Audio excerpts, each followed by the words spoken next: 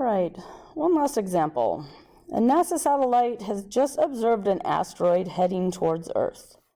The asteroid has an estimated mass based on its size of 5 × 10⁹ kilograms. It is approaching the Earth in a head-on course with a velocity of 800 meters per second relative to the Earth, and is now 5 × 10⁶ kilometers away. With what speed will it hit the Earth's surface, neglecting friction with the atmosphere? So when we're neglecting friction with the atmosphere, we're saying that the energy is going to be conserved. So that orbital energy, that is the kinetic energy and potential energy,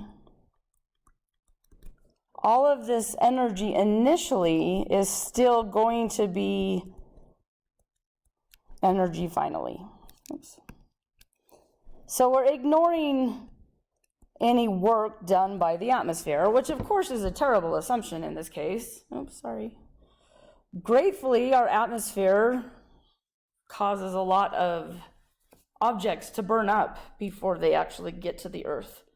Now, a huge asteroid would probably be a different question, but anyway, so Earth, just going to draw a rough sketch. We have this asteroid. We're told that initially, at the moment we have observed it coming towards us, it is 5 × 10⁶ kilometers away. We will want this in meters, so 10⁹ meters away. It is moving at 800 meters per second at this moment towards the Earth. Okay, well, it's going to come and it's going to hit the Earth. We want to see how fast it is traveling at that moment. Now, this is a collision, but we're not asking about something before the collision and after the collision. We're not looking at momentum. We're looking at the speeding up of the asteroid as it is approaching the Earth. Now, our final here is going to be the radius of the Earth, because it's that distance away from the center. So coming back to our equation, we're talking about the energy of the asteroid. So the lowercase m in here is the mass of the asteroid. The mass of the asteroid ends up not mattering when we are looking at this conservation of mechanical energy.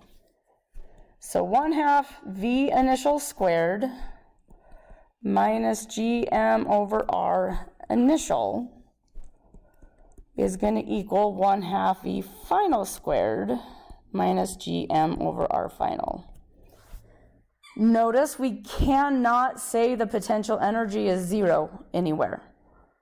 I mean, technically it's only 0 if r is infinitely large. So we do need to account for the gravitational potential energy at both locations. So we're looking for V final. I'm going to multiply both sides by 2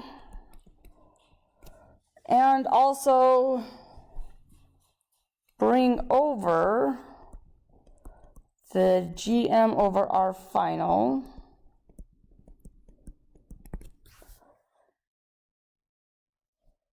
So just for the sake of plugging numbers in, I'm going to factor out the 2gm. That leaves me with 1/r final minus 1/r initial. And then I only have to plug in g and m twice.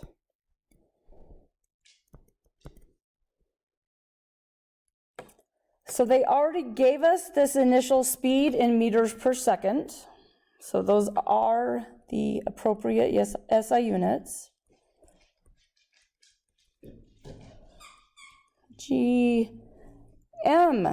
M here is the Earth, the larger object in this gravitational attraction. From the table in the test notes, mass of the Earth, 5.98 times 10 to the 24. Our final is the radius of the Earth. Our initial is that 5 times 10 to the 9th meters. So again, watch your units. The safe bet is to get everything in terms of SI units. So I'm going to plug in.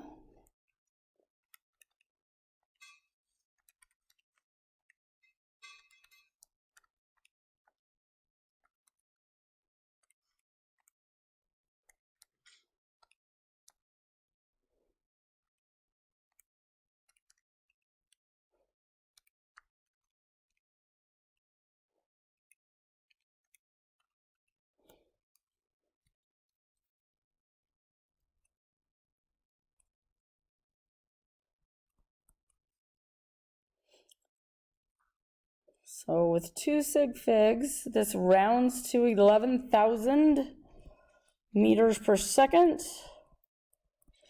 We could write it in terms of prefixes if we wanted. It's 11 kilometers per second. So hopefully it makes sense that it is speeding up as it continues traveling towards the Earth. It is going faster and faster. So that potential energy is decreasing while the kinetic energy is increasing.